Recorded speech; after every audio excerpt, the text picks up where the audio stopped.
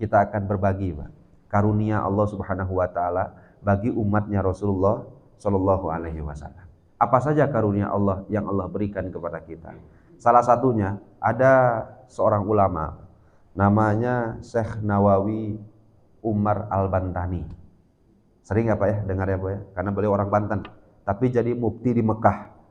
Nah, Syekh Nawawi Umar Al-Bantani ini punya kitab namanya Nasoihul Ibad fil Isti'dad Liyaumil Mi'ad. Nah, macam Bu?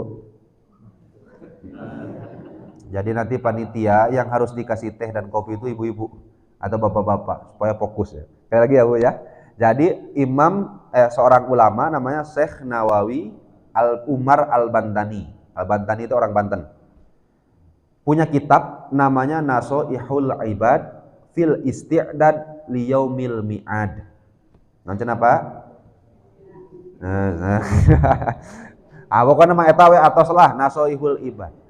Menukil sebuah perkataan ulama namanya Sa'ad bin Hilal. Ini ulama besar era tabi'in. Karena memang Nasoihul Ibad itu isinya cuma 3. Satu hadis Rasul, nasihat Rasul. Yang kedua asar dari sahabat atau asar dari tabi'in. Nah, Sa'ad bin Hilal itu mengatakan kayak gini, Pak. Idza aznabal abdu, kalaulah seorang hamba berdosa, dan kita tentu selalu berdosa. Tapi dosa yang kita bicarakan ini yang ke belakang ya, Pak ya. Seketika seorang hamba berdosa, maka Allah Subhanahu wa taala berikan 4 karunia kepadanya. Allah tak akan putuskan 4 karunia kepadanya, walaupun statusnya tukang dosa, tukang maksiat. Apa yang pertama? Yang Allah Subhanahu wa taala nggak akan putus dari seorang hamba ketika dia masih berdosa kepada Allah.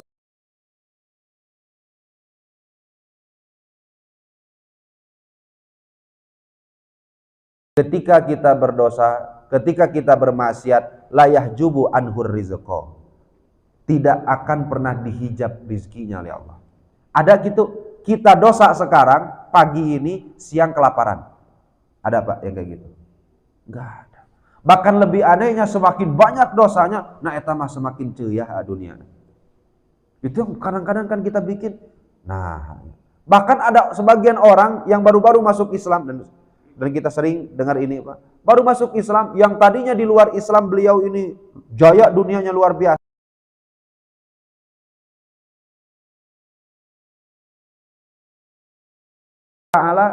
Ketika ada orang yang berbuat maksiat, gak akan pernah dihijab rizkinya. Karena masalah rizki tidak ada hubungannya dengan sholat dan tidak sholat.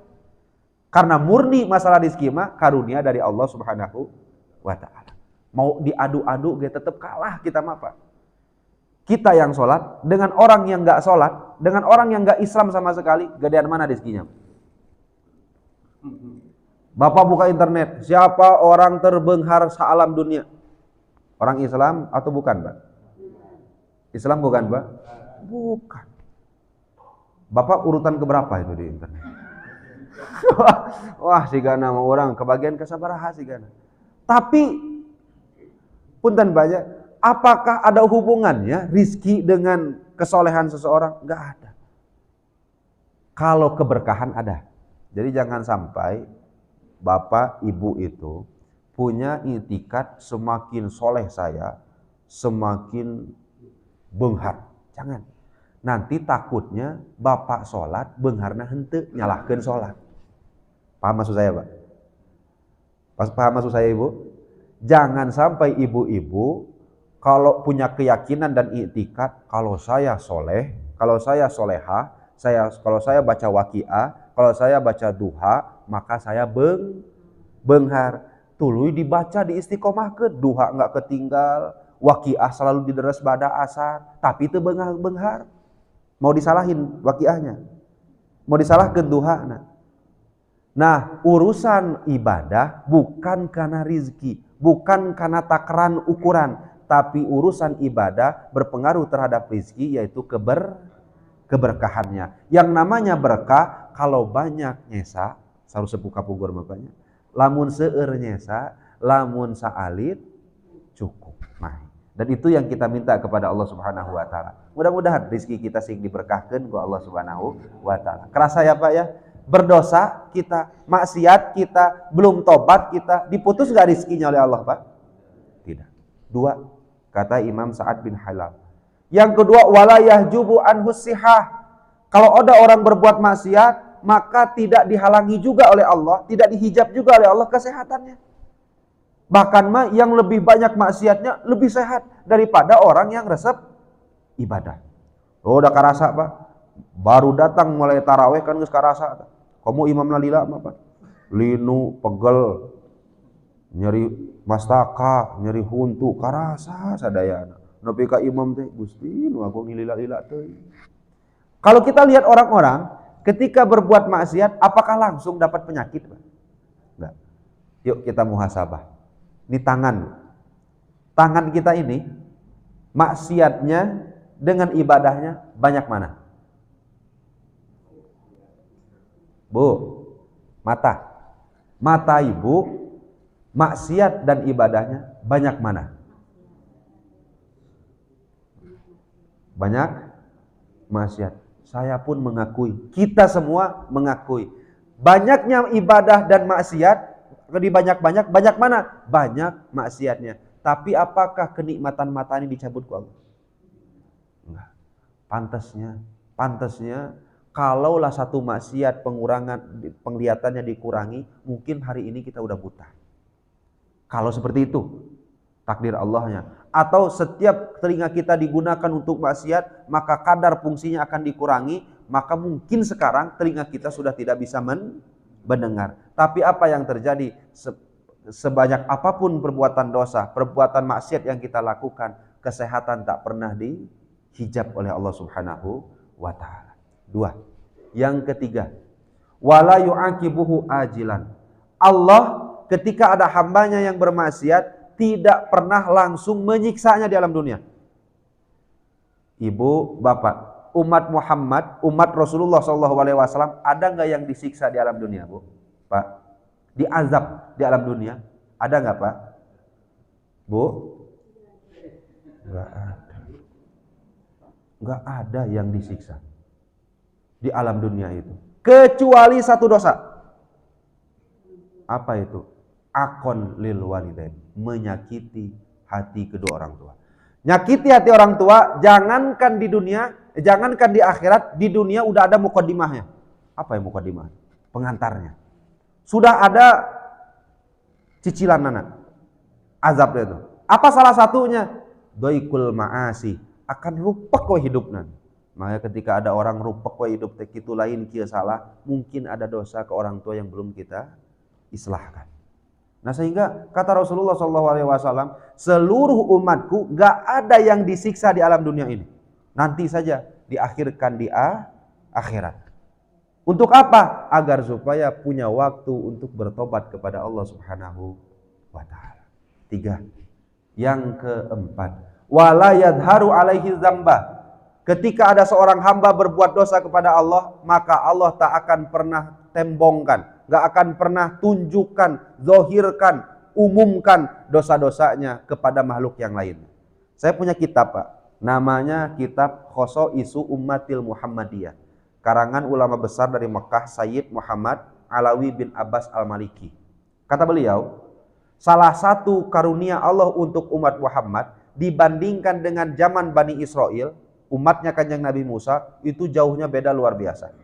Beda luar biasa. Apa salah satunya? Kita bahas satu persatu, Pak. Satu, kalau Bapak baju kena najis, cara nyucikannya gimana, Pak?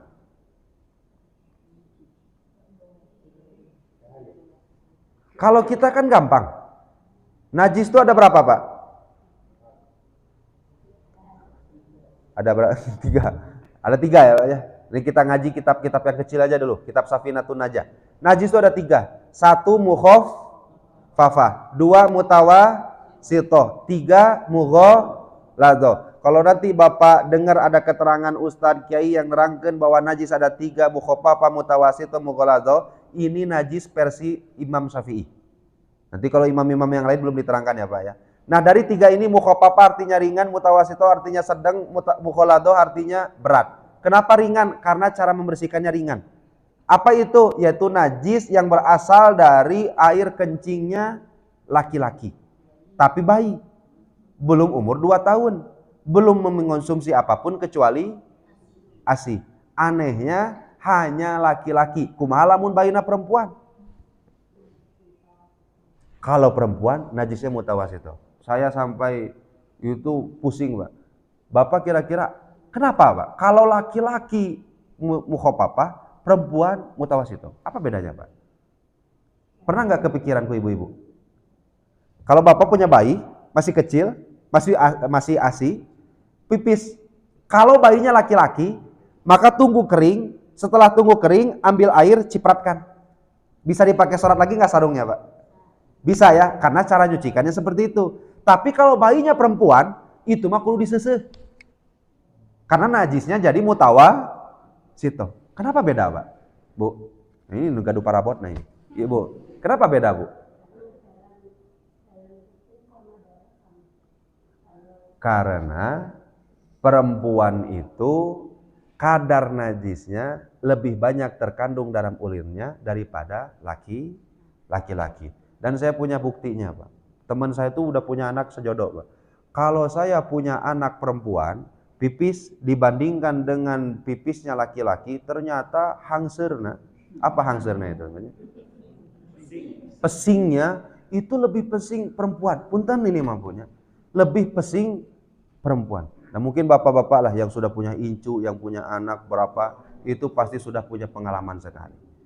Karena memang kadarnya banyak itu, sehingga kalau perempuan itu dimasukkan kategori mutawasito. Intinya yang mau saya terangkan kayak gini, Pak. Kalau sarung kita kena najis, kemudian najisnya ini garing itu kering, itu tinggal dibanjurkan air, maka menjadi suci. Makanya saya beberapa kali kalau ngaji di masjid-masjid itu, kalau nanti di sini ada tai cak-cak, Pak. Tai cak-cak. Gimana caranya mensucikan ini? Atau di sini ada tai cak-cak. Gimana cara mensucikannya? Jangan dibanjur jeung tai cak-caknya. Kenapa? Karena nanti semuanya jadi najis. Gimana caranya? Hilangkan dulu zatnya. Ambil dulu zatnya. Sampai kagak ada warnanya, sampai nggak ada baunya. Punten kalau diletak mah teu aya rasaan. Kalau diletak nggak ada rasanya. Tapi jangan juga pokoknya mah tadi menang ngaji ya diletak dulu lah, jangan. Kenapa? Karena najis itu sifatnya ada 3, warna, bau, dan rasa. Hilangkan semuanya. Setelah hilang semuanya tinggal dibanjur, maka tempatnya menjadi suci. Gampang nggak, Pak, Bu, kira-kira?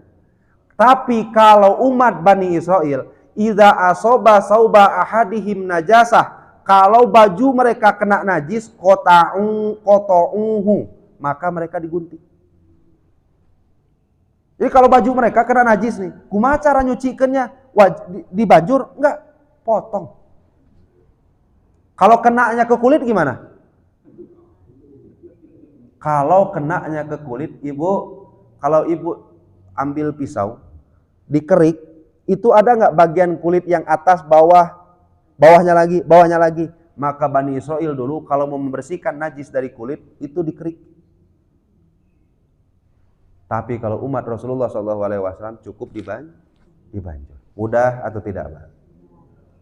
Mudah. Alhamdulillah. Kalau umat Bani Israel dulu, kalau malamnya berbuat dosa, pagi-paginya itu amama babi ahadihim, di depan pintu-pintu yang bermaksiat, orang yang punya rumahnya maksiat malam, maka besok paginya di depan pintu udah ada tulisannya, Mang anu peting maksiatnya anu. Kemudian siangnya maksiatnya anu. Maka supaya dosanya hilang, kiparatnya anu. Semua orang yang lewat bisa melihat hal itu. Malu atau enggak kira-kira? Malu. Umat Rasulullah dosanya malam, dosanya siang, dosanya pagi dilihatkan nggak oleh Allah ke makhluk yang lain? Tidak. Umatnya Rasulullah Shallallahu Alaihi Wasallam. Nah sehingga kalau kita bandingkan dengan umat-umat terdahulu, maka umatnya Rasulullah Shallallahu Alaihi Wasallam memiliki karunia yang besar dari Allah Subhanahu Wa Taala. Kita ulang lagi, Pak. 4 hal. ketika seorang bermaksiat kepada Allah tak akan pernah dihalang, dihijab oleh Allah. 1, rizki. 2, sehat. 3, tidak akan disiksa di dunia. Yang keempat, selalu ditutupi aibnya oleh Allah Subhanahu wa ta'ala. Nggak dihalangi rizki. Saya mau nanya Pak, Bu, pernah nggak kita bedakan antara rizki dan nikmat? Apa bedanya Bu? Rizki, nikmat. Ayo orang syukuran biasanya tasakur binikmat. Bisa nggak tasakur birizki? Atau ketika kita minta ihdinas siratal mustaqim, siratal ladzina an'amta. Ya Allah, tunjukkan kami jalan orang-orang yang telah Engkau beri. Kenapa enggak siratal ladzina razaqta alaihim? Ya Allah, berikanlah kami, tunjukkanlah kami jalan orang-orang yang telah Engkau berikan rizki. Karena kata ulama, bedanya antara al-farqu bainan ni'mah war rizki. 1, rizki itu kullu ma yuntafa'u bihi li ajilihi wa ajilihi. Setiap hal yang bisa dimanfaatkan untuk dunia ataupun akhirat. Mana contohnya? Minum ini Pak. Manfaat atau tidak ini Pak?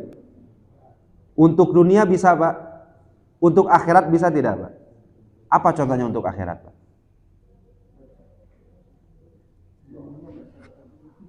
Saya minum pamannya.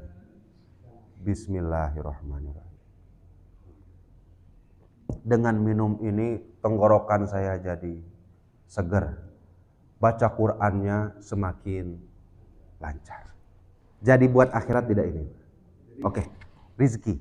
2, rizki itu setiap yang manfaat untuk dunia dan akhirat. Yang kedua, yukhadu min halalin am haramin. Diambil dan dihasilkan dari yang halal ataupun yang haram. Dapat maling rizki. Dapat usaha, rizki. Jadi rizki itu mau halal mau haram, tetap rizki. Setelah itu yusorrofu li haramin au li halalin, ditasorubkan, dipergunakan untuk yang halal ataupun yang haram, tetap dinamai rizki. Saya pakai jas. Jasnya dapat dari mana?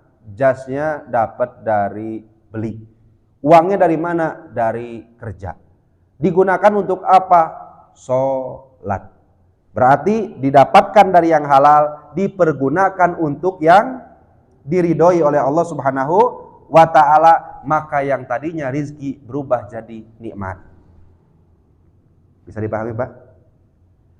Kalau didapatkan dari yang haram, digunakan untuk yang haram, maka yang tadinya rizki menjadi nikmah. Apa itu nikmah? Sesuatu yang mengundang azab Allah Subhanahu wa ta'ala. Oke, kita cari contoh lain biar gampang. Mata rizki nikmat Pak, Bu. Dari sananya rizki.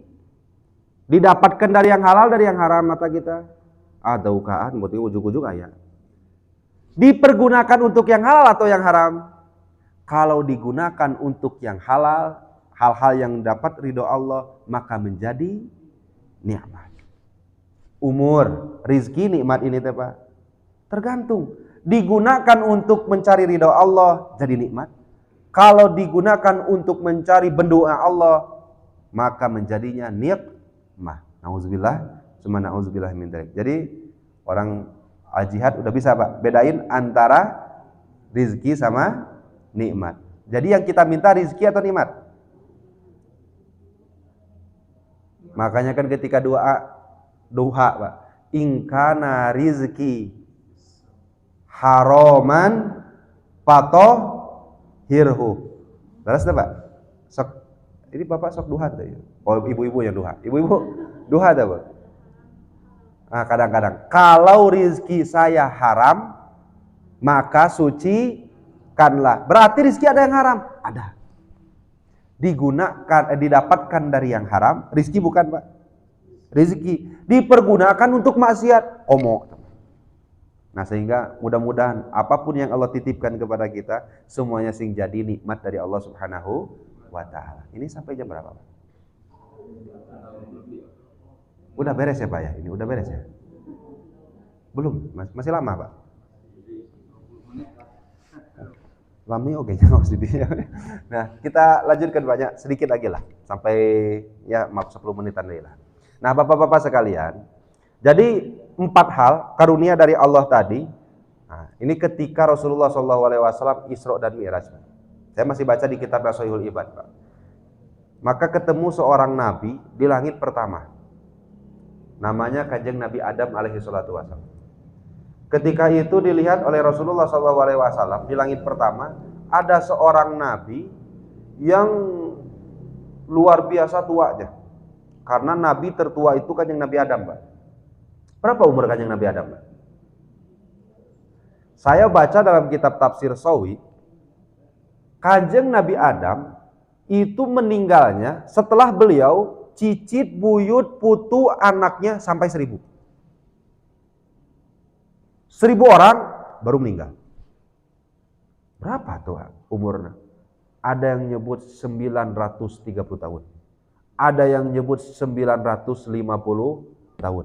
Ada yang nyebut pas genap 1000 tahun. Intinya di angka 9 ke atas.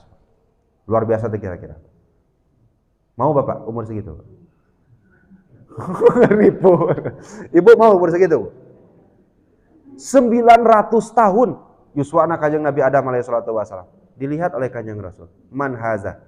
Haza Abul Bashar. Inilah eyangnya manusia. Inilah nenek moyangnya manusia. Apa yang dilihat oleh Rasulullah?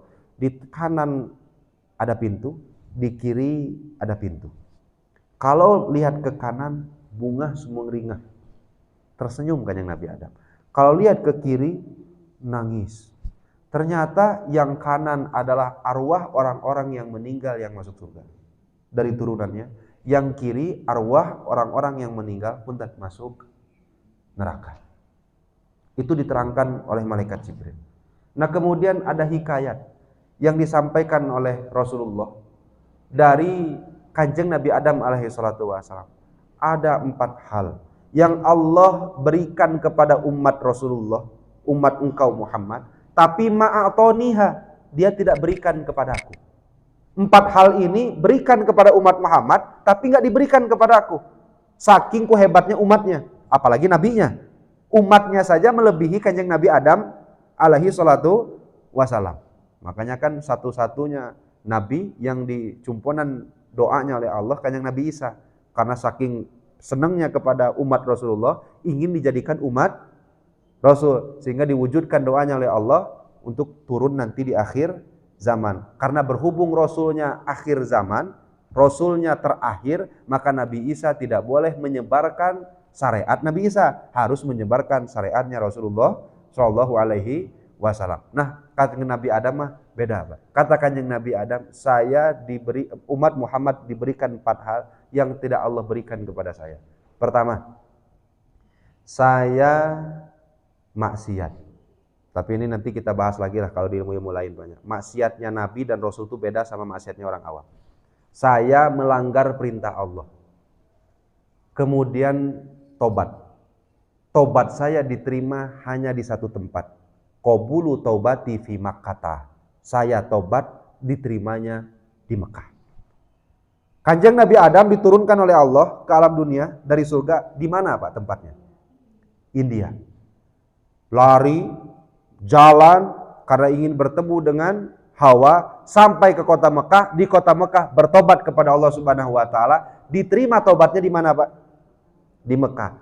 Kata Kanjeng Nabi Adam, kalau umat Muhammad tobatnya dimanapun, dosanya dimanapun, ketika tobat dimanapun pasti diterima oleh Allah Subhanahu wa taala. Leres Pak? Tapi Kanjeng Nabi Adam tobat di India nggak bisa. Tobat di jalan antara India dan Mekah nggak bisa, harus di Mekah.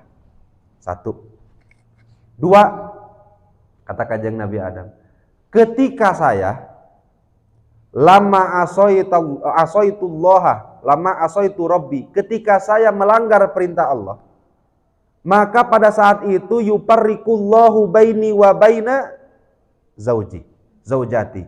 Allah pisahkan saya dengan kekasihku. Pisahkan dengan istriku. Wa ummatu Muhammadin. Umat Muhammad dosa maksiat, malam siang pagi bermaksiat, pernah dipisahkan oleh Allah dengan kekasihnya. Tidak. Maka hal itu tidak diberikan kepadaku, kata Kanjeng Nabi Adam alaihissalatu wassalam. Yang ketiga, umatnya Rasulullah sallallahu alaihi wasallam, saya maksiat kepada Allah di mana, Bu? Di surga. Pakai baju atau tidak maksiatnya Kanjeng Nabi Adam? Pakai baju. Maka selepas memakan buah khuldi ditelanjangi oleh Allah Subhanahu wa taala. Turunkan ke alam dunia. Jadi ke alam dunia itu sudah tidak memakai baju. Wa ummatu Muhammadin sallallahu alaihi wasallam ya'sunallaha ta'ala. Umatnya Rasulullah bermaksiat kepada Allah. Uryanan, enggak pakai baju. Setelah beres maksiat pakai baju. Baras apa? Bu? Dibaliknya. Kalau umatnya Kanjeng Nabi Adam maksiatnya pakai baju, beres melanggar perintah Allah, lepaskan baju nak Allah, balangkan ke dunia. Umatnya Rasulullah sallallahu alaihi wasallam maksiat, enggak pakai baju. Beres maksiat, apakah bajunya enggak bisa dipakai? Malah rapi, malah pangganteng. 4. Kanjeng Nabi Adam alaihi salatu wasallam ketika bermaksiat di mana, Bu? Pak? Surga. Selepas melanggar perintah Allah langsung dikemanakan, Pak? Ke dunia. Kata Kanjeng Nabi Adam, wa ummatu Muhammadin ya'sunallaha fid dunya. Umat Muhammad maksiatnya di dunia, tapi selepas itu dia akan dimasukkan ke surga iza tabu, ketika mau bertobat kepada Allah Subhanahu wa taala. Karunia-Nya besar atau tidak, Pak? Sehingga mudah-mudahan Allah Subhanahu wa taala bisa mengampuni seluruh dosa-dosa kita. Kita mau bertobat kepada Allah, beristighfar kepada Allah, dan mudah-mudahan seluruh dosa-dosa kita diampuni oleh Allah Subhanahu wa taala. Amin ya Allah ya rabbal alamin. Allahumma shalli ala sayyidina wa habibina wa syafiina wa maulana Muhammad wa sallim radhiyallahu tabaraka wa ta'ala an kulli sadatina sahabi Rasulillah ajmain. Amin ya Allah ya rabbal alamin. Hamdan syakirin, hamdan na'imin, hamdan yuafi ni'amahu wa yukafi'u mazidah. Ya Rabbana lakal hamdu kama yanbaghi li jalali wajhikal karimi wa 'azimi sultanik. Allahumma shalli ala sayyidina Muhammadin salatan tunjina biha min jami'il ahwali wal afat wa taqdi lana biha jami'al hajat wa tutahhiruna biha min jami'is sayiat wa tarfa'una biha indaka a'lad darajat wa tuballighuna biha aqsal ghayat min jami'il khairati fil hayati wa ba'dal mamat. Allahumma ighfir lana wa li walidina warhamhum kama rabbawna shighara. Rabbana ighfir lana dzunubana wa dzunuba wali walidina wali masyayikhina wali masyayikhi masyayikhina wali jami'il muslimina wal muslimat wal mu'minina wal mu'minat al ahya'i minhum wal amwat. Rabbana hab lana min azwajina wa dzurriyyatina qurrata a'yun waj'alna lil muttaqina imama. Rabbana atina fid dunya hasanah wa fil akhirati hasanatan wa qina adzabannar. Wa sallallahu ala sayyidina Muhammadin wa ala alihi wa sahbihi wa baraka wa sallama ajmain. Subhana rabbika rabbil izzati amma yasifun wa salamun alal mursalin walhamdulillahi rabbil alamin.